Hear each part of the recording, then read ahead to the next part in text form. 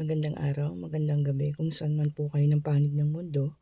And umpisahan po natin ang situational reading natin ngayon. I-cleanse lang natin ang ating mga barahan ng dahon ng laurel.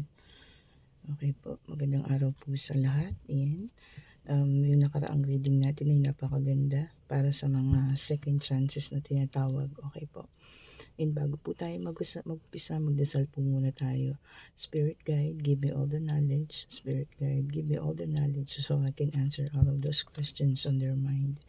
Nashuffle na po natin ang ating mga baraha. So, kuha na lang tayo kung ano po yung reading na makukuha natin ngayon. Kuha muna po tayo dito. Ayan, lumabas ang Page of Pentacles. The Star. The Devil. Ang isang card po ay hindi naman natin dapat katakutan ng the devil. Okay po. And the sun. Okay. Tignan po natin yung energy ng apat na to. No? Tanong po natin. Spirit guide, bakit po sa Page of Pentacles? Spirit guide, bakit po sa Page of Pentacles? Talagang nagmamadali The Fool. Lumabas ang ating The Fool. Bakit po si Page of Pentacles? Spirit guide. Okay. Lumabas si The Empress. Okay. So The Empress, no? Ang Empress po kasi, ibig sabihin nito ay may bagong paparating na oportunidad or meron pong nagbubuntis. Meron po bang may buntis sa inyo dyan? Kung meron man nanonood na nagbubuntis ngayon, ayan,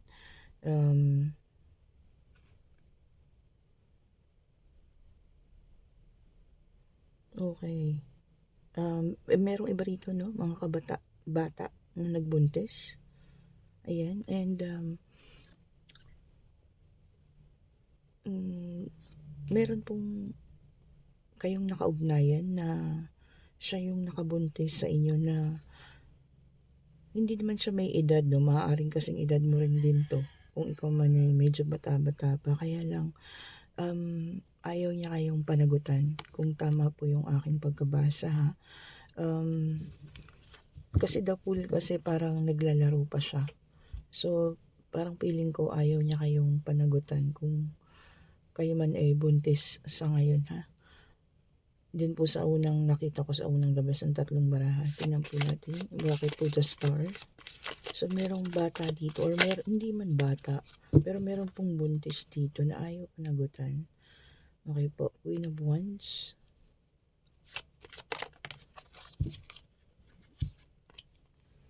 And Four of Pentacles.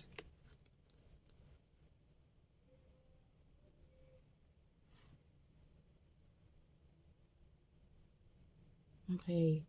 Ito yung Queen of Wands. Ito yung katangian mo, no? Kung ikaw man ito na nasa kalagayan ng pagbubuntis ngayon. Ikaw ay isang energetic. Malakas ka naman. So, feeling ko makakayanan mo naman to kahit mag-isa ka lang. Tapos itong taong nakakadil mo, kung sino man yung nakabuntis sa'yo, meron siyang itinatago na past na pangyayari sa buhay niya. No? Hindi ko lang alam kung may asawa na to. No? Kung ikaw ba yung ginawang third party or ikaw yung ginawa mo siyang third party. Ano po, tingnan pa natin. Bakit po si the devil? Ayun. Meron po tayong Four of Cups. So sa ngayon, dahil nga sa nagkaroon kayo ng pagbubuntis ng para sa sarili nyo lang, ayan, or ibig sabihin wala kayong kapartner, kunin lang natin itong nasa bottom, ay nagkakaroon tayo ng, syempre, kalungkutan, ano? Meron kayong regrets, ayan. Syempre po sama ng loob, nagkakaroon kayo ng depression, ayan, and hinahanap nyo magkaroon ng balance, dahil nga sa nangyari dito 'no, na nagkaroon kayo ng, pregnancy or kung kayo man ay nagdadalang tao. So ngayon na wala kayong, kasama sa buhay, hinahanap niyo yung balanse 'no. Maaaring, itong taong ito na nakakabuntis sa inyo ay may pananagutan na rin or meron na po siyang pamilya, ayan. Tignan naman natin ang dasan, ay may buntis po talaga kasi nakita niyo po may bata. Pero huwag ka pong mag-alala kasi itong batang ito, yan ang magbibigay naman sa'yo ng swerte o kasaganahan. So, kung kayo man ay nasa kalagayan ngayon ng gano'n na nagbubuntis kayo na walang ama, ayos lang po yan dahil itong batang ito ay siyang magbibigay sa inyo ng kasaganahan. Ayan po, may bata. And lumabas itong Four of Wands. Okay po, Four of Wands. Ang sabi rito, so magkakaroon kayo ng masayang pamilya, okay? Maaaring uuwi ka dun sa inyo. Meron ding pagpapakasal po akong nakikita rito ha. Yung ilan din sa inyo rito na nabuntis, pananagutan naman kayo ng kung sino man yun pong nakabuntis sa inyo ha. Sa iba lang ha. Take only what resonates. Hindi po lahat ano ng energy na ito ha. So itong hula natin or ating reading for today, tungkol po sa mga nagbubuntis. So iba't ibang sitwasyon. Merong pakakasalan, meron namang hindi po. Okay. Meron talagang malakas dito no, yung may nagbubuntis na talagang sasabihin kong iniwanan siya kung sino man yung magiging ama ng anak niya at nananatili lang tahimik yung taong iyon. At ayaw siyang panagutan or baka nga iniwan niya na to no, itong babaeng nagbubuntis na ito. Tingnan pa nga po natin. The word. Yan. So nagkaroon man kayo ng sabihin man nating pagsubok sa mga panahon na ito, huwag kayong mag-alala kasi malalampasan nyo yan.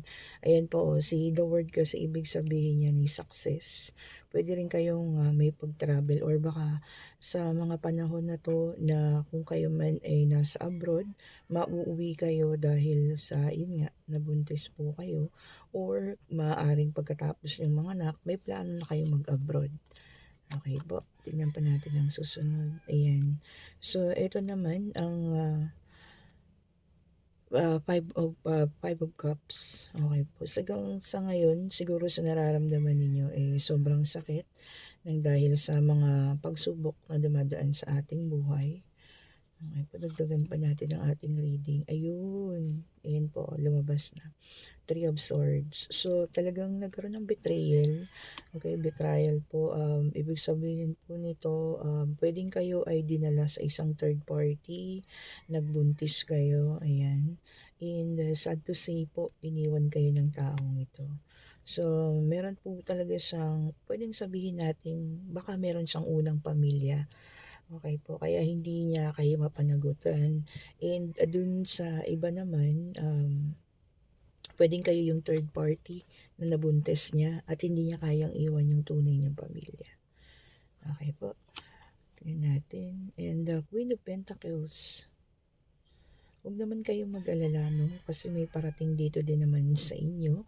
Kahit nga sinasabi nga natin magiging single mom or solo parent kayo. Or meron parating sa inyo po na isang matured na lalaki. Okay po. Meron siyang business, okay? And ito po ay financially stable na rin. Ayan. So, kung kayo man ngayon ay nandun sa stage na talagang sa tingin ninyo ay nagbubuntis kayo ngayon at nandun kayo sa stage na marami kayong iniisip, ito po, no? The star, ayan. Yung magiging anak ninyo, yun yung magiging hope ninyo. Kaya po, kailangan pakiingatan pa rin natin yung ating pagbubuntis kahit na sa palagay natin hindi naman, kumbaga, mag-isa lang kayo or yung kayo lang yung mag-isang magpapalaki dito sa anak ninyo. Okay po. Huwag kayong mag-alala kasi siya magbibigay ng kaliwanagan sa isip ninyo. Siya yung magiging swerte sa buhay ninyo. Okay po. Itong batang ito na ipinagbubuntis ninyo ngayon. Give me more some message, Spirit Guide. Give me more some message. Okay, ayan, meron po talagang paparating din. Maaaring ngayon, meron tayong tinatahak na pagsubok dahil nga sa pagbubuntis ninyo. Pero may paparating po, may kapalit po lahat ng yan. Sa sakit ng mga naranasan ninyo, magkakaroon din kayo ng, syempre, success. Hindi naman lahat ng panahon ay matatanggap ninyo ay puro kalungkutan lang. Syempre, bilog naman ang mundo natin. Pasasanbat iikot din yan. So, magkakaroon din kayo ng mga pagbabago sa buhay ninyo.